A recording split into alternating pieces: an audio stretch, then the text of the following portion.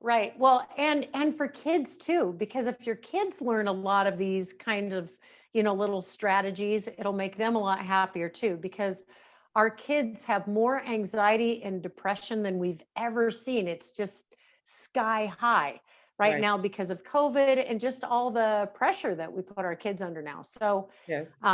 we're just going to talk about the first issue with taming the time bandit, which is overwhelm, is to kind of look at that a little differently. So the first thing I started doing was blocking my time.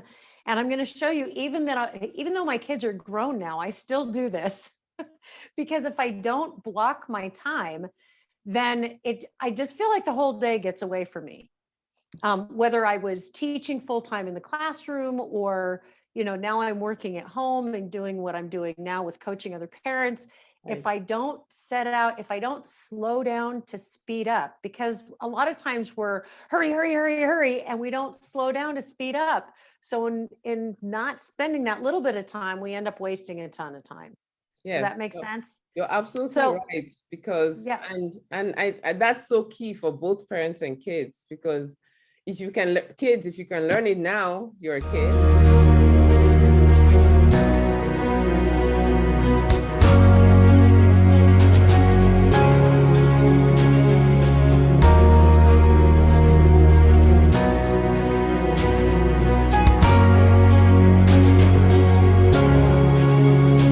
Hello, friend. Welcome to another episode of Brain Power TV with Dr. Echo. It's my very big pleasure today to introduce you to our guest. And she's a returning guest because we've had her on before. She's actually a very first guest on this show. And I'd like to introduce you again to the amazing Trish Wilkerson. And I'm going to have her tell us more about how she got to this place in her life and what she's up to. And what I'm up to. Oh my gosh. All kinds of things. No, actually, so I'm a parent coach and an author. I co-wrote Brain Stages, How to Raise Smart, Confident Kids and Have Fun Doing It, which looks like this. Yes, And right. So I wrote this actually with a PhD named Jackie Frischnecht, and she passed away. So I'm carrying the torch because we both felt like parents need to understand and educators need to understand how kids' brains work so that we can do a much better job because our society's become so much more complicated. Yes. And when we were raising our kids, I thought raising kids would be easy because I had two kids and I had already been teaching. I taught several grade preschool and several grades in elementary school. I thought, oh, piece of cake. But not so much. Our kids both had attention issues and various other, familial things that we didn't count on. And so I learned a lot of things the hard way. So when I coach other parents and if there's any ever feeling of any judgment, I just crack up and go, no, I learned everything the hard way. No judgment here. So that's where we are with this. And today we're going to talk about taming the time bandit, because if you're anything like I was, you feel like there's always so many more things during the day that you wanted to get done and you didn't have time to do. Yes. And I feel like the time bandit is the overwhelm that we feel because it's such an energy suck. Right. And it took me a long time to figure out, how do I balance this time thing so I don't just feel like frenetic all the time? Right. Does that make sense? How do I feel like I've actually accomplished something during the day and that the family is doing well and I'm doing well and we're getting our needs met and, we kind of have a little more breathing room and serenity. Yes. Does that make sense? That's so key in this world we find ourselves, right?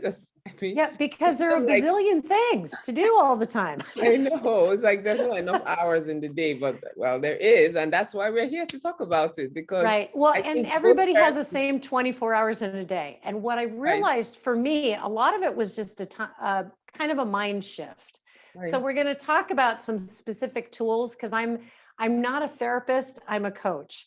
So basically what I do is I give people tools. Okay, this is how kids' brains work and our brains. And these are some things that we can do. Here are some specific tools to use Right. And if you just try a couple of the things that we talk about during this show, it will very likely make your life a whole lot better. Yes, please. That's what we're aiming for. So take it away, Trish. Tell us. So, right. Well, and for kids too, because if your kids learn a lot of these kind of, little strategies, it'll make them a lot happier too, because our kids have more anxiety and depression than we've ever seen. It's just sky high right Right. now because of COVID and just all the pressure that we put our kids under now. So, Yes. so we're just going to talk about the first issue with Taming the Time Bandit, which is Overwhelm, is to kind of look at that a little differently. So the first thing I started doing was blocking my time.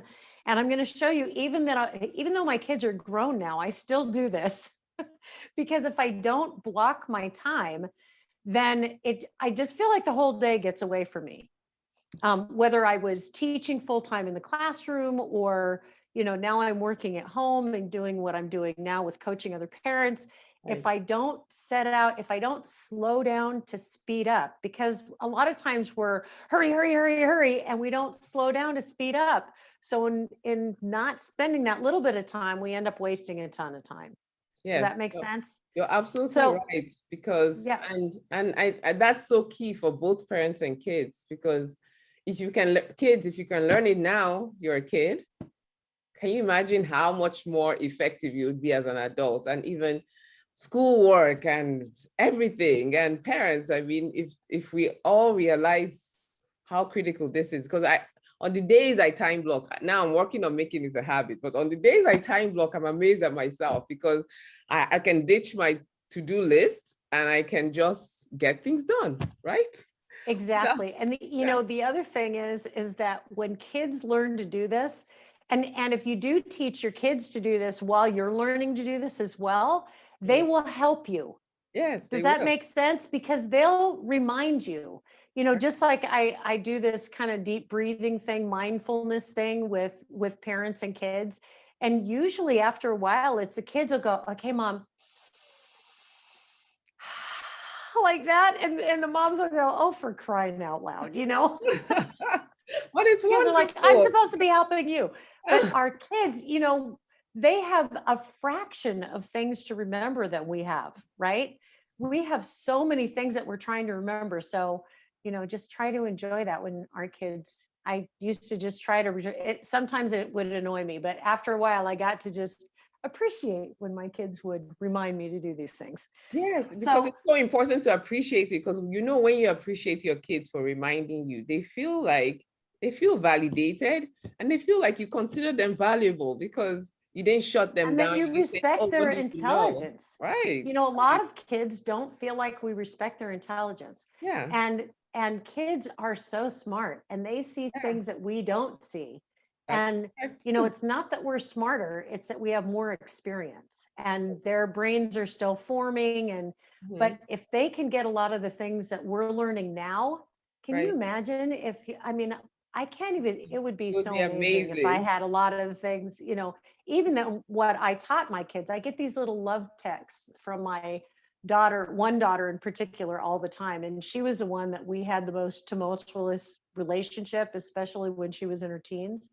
And I get these texts all the time. And the other day, it was about, thanks, Mom, for teaching me how to slow down so I can speed up, because she's a software engineer now. And she said, a lot of people don't know how to do that.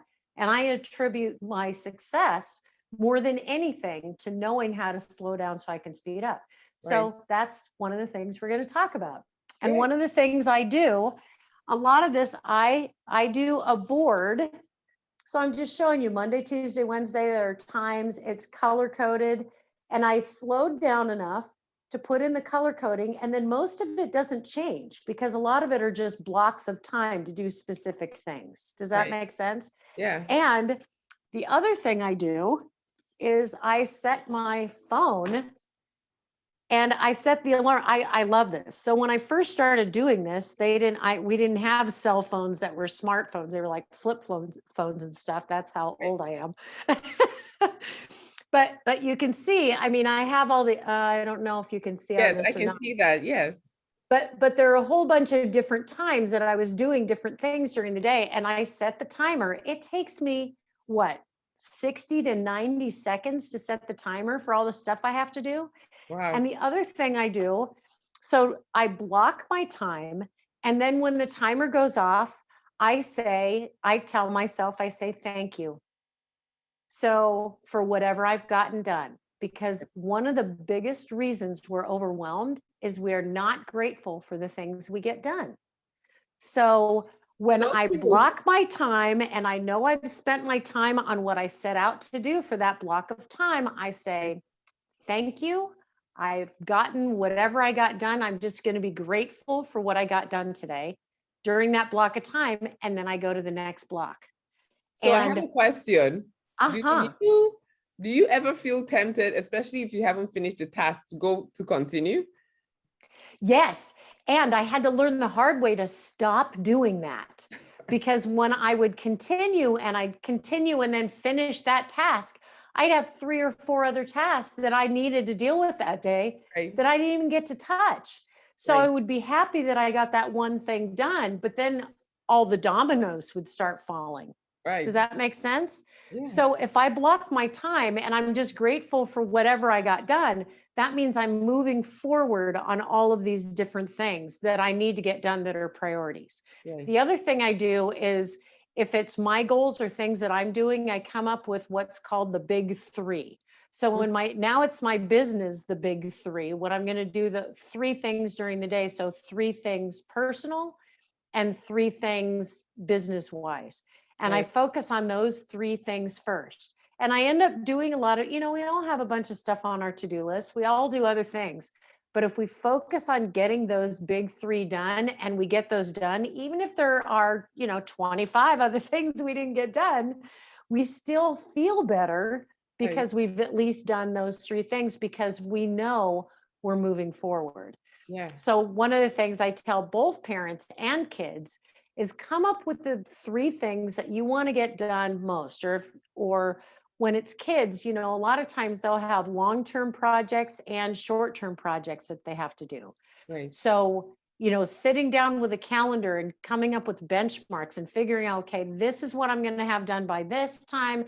This is what I'm going to have done by this time, and teaching them how to block their time so that they're not like doing it at the last minute. Because especially my older daughter, she used to say, oh my gosh, I have a poster due tomorrow, and I just remembered, and it's due tomorrow.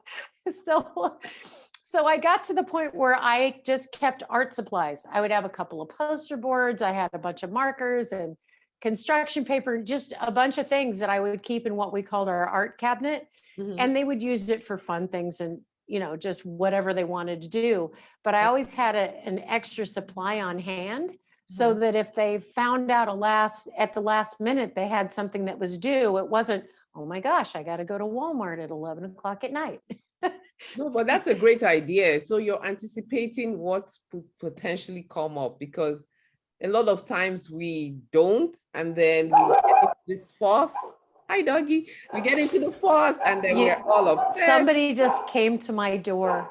Can you pause it? Hi, doggy. I know. Can you pause it? So it's not even really anticipating what our kids are going to need, as much as if we have that stuff on hand and there's a problem like that, then they have the materials. But also, if you already have materials like that on hand, when they get creative, like that, our girls used to like to, set up their own little sales, like lemonade, which was always terrible and watered down. Hey, But if they made it themselves. Yes, exactly. And that was, so of course everybody bought it all around the block, and they always made a little bit of money doing it. And it was fun. It was teaching them about economics and all kinds of things. But the point I'm making is, if we already had those things available and around, and I would just pick it up, when I was shopping anyway, and I would notice some things were on sale, I just put a few extra things in the basket.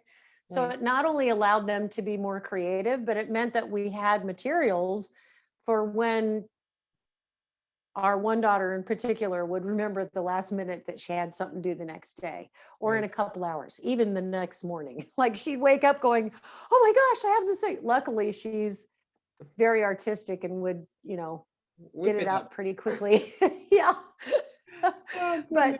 but I mean, we just wouldn't have been able to do a lot of those things if we didn't just have it on hand. So Yeah. part of dealing with our overwhelm, with our situation, all families are different, but part of dealing with our overwhelm and our situation was just having materials like that on hand, for example, Right. and just kind of going with the flow. Like, okay, I got done whatever I got done, and then being thankful, being grateful that I got whatever done, finished in that amount of time, and then going on to the next thing. Because what I noticed was, before I made that mind shift, I would be focusing on the things I didn't get done instead of Right. the things I was getting done. Yes. And in doing that, and I think so many of us do that, especially moms, we're busy moms. But what happens is that rubs off on our kids. Yeah. And our kids start feeling that way. Yeah. And that's not something that makes us happy. And I would venture to say that we may have gotten that from our parents. Of course. Does that make sense? Because we were watching them. Right. So if we can break that cycle here, not only are we going to feel so much better if we're managing our time differently and just being okay with whatever we got done in that time, it's great. Right. Another thing to tame the time bandit, a lot of people think it saves time to do things for their kids instead of having their kids do things for themselves. And I've been caught in that myself before. Oh, I'm just going to do it. I can just do it faster. Right. The thing is if you slow down to speed up, and you teach them how to do some of these things, you can't believe how much time you save. Yes. Like, for example, it was so exciting to teach our kids how to make lunches. And I think I don't have time to prepare lunches, stuff for lunches during the weekend. It turned out we would all do it together. And, they have those little, like we have a plastic knife to cut lettuce, for example. So we would make stuff for salads, and we would cut up vegetables, and it would be kind of a family thing. It would take us a half an hour max. And then we'd have hard-boiled eggs and peanut butter and jelly ready. And they knew everything that was available because they helped prepare it. So they were not only eating healthier breakfasts and lunches, but they were doing it themselves. It was awesome. And they did it with their parents, and there was so much bonding time, right? And so much talking, well, we've talked about this before, I think on the last episode, but it's just so important for me, for other parents to know, for me, that the number one thing you can do to raise successful kids in our crazy world is, and it doesn't matter how much money you make or how much education you have or what background you are, none of that matters. The one thing that matters most is two-way conversations, is having conversations with your kids. So if you're in the kitchen together for a half an hour and you're talking and joking and doing whatever while you're making things together, they will remember that forever and ever. Amen. Amen. Right? I mean, they will remember those, and we talk about when we used to prepare meals and do things like that. And the kids still talk about that, now that they're adults, or because our kids are in their 20s now. So, and they say, remember when we used to do this and we used to do that? And another thing that's really fun. So, eggs are super, unless your kid's allergic to eggs, but eggs are super healthy. Eggs got a bad rap for a while about cholesterol and all that. But it turns out if you boil a whole dozen eggs at once, that's part of taming the time bandit. Right. And so they have it. And, after a while, our kids sometimes would go, do we have to have eggs again? And I'd say, no, we don't. But then I'd pull out an Easter egg kit, and they have all these fancy ones now, like the sparkly ones, and with the appliques and all this kind of stuff. And I would just happen to sneak it out, and they go, oh my gosh, look at that. And they would color their Easter eggs. They loved taking Easter eggs in March, and maybe they would make colored eggs for St. Patrick's Day or, Valentine's Day or Christmas. I mean, we had Christmas eggs one year because they can do all kinds of crazy things. So it keeps them eating something that's healthy. And Right. then their friends get a huge kick out of it because Right. it's so different and they have fun doing it. So it's just, Right. all these little things that keep them involved. And then all that time they're learning about nutrition. So, Right. the kids don't have issues with weight and, all kinds of things that we're struggling with now. Yes, you're As far, and absolutely we right. had to be particularly careful with all that because our kids had attention issues and anxiety stuff that ran in the family. And, like our brain chemicals, that's a whole different, we'll Yes. have to do a whole nother show on anxiety. but the Yeah. point I'm making is that just doing these little things to just takes the overwhelm away. Yeah. And you're all working on the same team. You feel like instead of doing this all the time and Mhm. you're, arguing with your kids and struggling, you do things together and you're all kind of pulling the same cart. You're all on the same team working for the same Right. stuff. No, I love it. And just the simplicity of it. I mean, it's basically you're redirecting them. So they're redirecting them from their disappointment of having eggs, but then to something exciting, which is just a little paint. Which I mean, Right. that's so cool. Yeah, so those are easy things we can all do. I already see myself doing that with my 4-year-old. Actually, even the older ones, you'll be surprised. Oh my gosh, Still my like to middle school paint. and high school kid, they even did that. Just their eggs got fancier. Yeah. Or we do tuna or avocado toast, and they loved experimenting with stuff like that, and they could just make their own. From the time they were little, they could do, whole wheat toast and cut up some avocado with a butter knife because Right. avocados are soft and just spread them Right. on there. They loved being able to do that stuff themselves because it made them Right. feel competent. Yes. And I will tell you, competence leads to confidence. Kids who feel competent to take care of themselves, they feel so much more confident in everything else, especially when you're doing it with them and you're going, wow, look at you. I didn't even have to worry about doing your lunch today. You did it all No. yourself and you made a better lunch than I would have made. Can you make me lunch? And they will start doing those kinds of things for Right. you. Right. Just really fun. So those are the two main things, because I'm all about usable tools, right? Yes. Those are the two Absolutely things right. I think are the most important for us to get across in this episode of Brain Power TV. Because Yes. when kids feel confident, it keeps all of those, stress hormones and all of that from overproducing and the anxiety and all that. It just kind of levels out all of those things. And the two-way conversation when you're preparing things together and you feel like you're working as a team, it's safety, and brains have to be safe. Our Yeah. kids have to feel safe to do their Yeah. best learning. So Yes. if they've already, they've already made a breakfast and made their own lunch for the day. And we used to make the lunches the night before so we weren't scrambling around. Right. And so part of that is just routine, but you do these few things to slow down so you can speed up. And the first couple times it takes a little longer because you're not used to doing it yet. Of course. But after you do it a couple times, and the kids get fast. I mean, No. they're just slip it in, they're done. And I would look around and go, how could you be done with that hour? And I check their lunch, but all right, I'm gonna check. And sure enough, they'd be done. I'd be like, okay, can you do mine? Because you're better at this than I am. Yeah. And you know what I was just thinking? I was just thinking confidence and competence is like a muscle.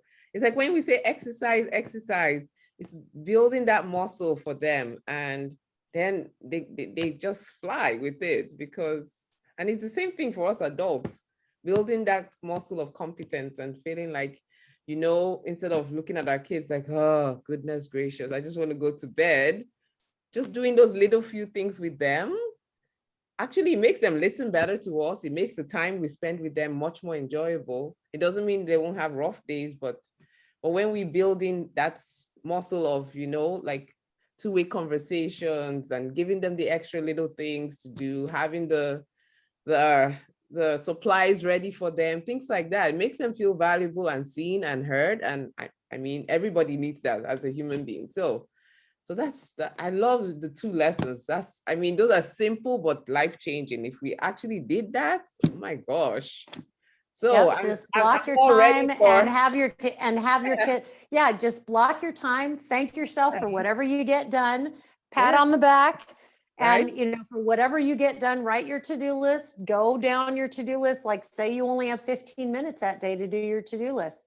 Right. Set the timer, get whatever done you can get done in 15 minutes and go, all right, I got 3 things done in that 15 minutes. Yeah. Because we're so much more efficient when we have a specific amount of time. Once I discovered the timer, and I started doing that with kids in my classroom, and I hadn't been doing it with the kids at home, my own children. Right. And I hadn't been doing that in my own life for me. And, I felt like I was on a hamster wheel. Right. And then I started setting the timer and going, I'm not even sure why this makes such a difference, but just everyone relaxed because we were just in such a more positive frame of mind. Okay, we have 15 minutes. Like one of my kids, she had a hard time getting her homework done because, focusing issues. So we would set the timer and she'd know she had a certain amount of time to get something done. It was like magic. I mean, the magic of the egg timer. At that time, we didn't use a phone. We just used an old-fashioned egg timer, and would go bing. And sometimes she would get a little, oh no, I'm not done yet. And I'd say, well, give yourself 1 more minute. and it was okay to give herself 1 more minute. So she realized, okay, if I don't get my homework assignment, because it's due tomorrow, so I have to finish it. I can't just go on to the next thing. Right. But if I need another minute or 2 minutes, we decide on another amount of time and then reset it again. So we didn't make it a big deal if she didn't get it done within that time. Exactly. And then she learns to have grace on herself and voila, she's not overwhelmed. Right. Love Right. it. Woo. Right. Okay. So can you tell our listeners how they can find you and how they could work with you? Oh my gosh, just go to thebrainstages.com. It has all kinds of free stuff on it that people can use, and just all kinds of great information, all kinds of freebies and things on there. In fact, I have a problem solving course that I usually offer for free. It's usually $19 or something. But if you see this after the cord is worn out, just contact me at trish@thebrainstages.com and I'll give you a new code. Yes. Because Trish, I you're just such a believe. giver. No, that's So, wonderful. Yes. yeah, no, this is a labor of love. I just want people, because our world has gotten so complicated, and sometimes it's hard to see the forest through the trees. I mean, my tools are so simple for people to use, yet they make such a difference. People are like, I should have done this a long time ago. And I tell them not, anything's easy when you know how to do it. Right. Right. So the whole point is to find out what the tools are and be able to do them. Because it's not that it's hard. It's fairly simple. It's just knowing what to do once you know how the brain works. Yes. Wonderful. So thank you so much for listening. And I hope you share this with people in your life that might need to hear this information. And look forward to seeing you on the next episode. Bye. And thank you for having me. And thanks for watching. Bye. You're welcome. Bye.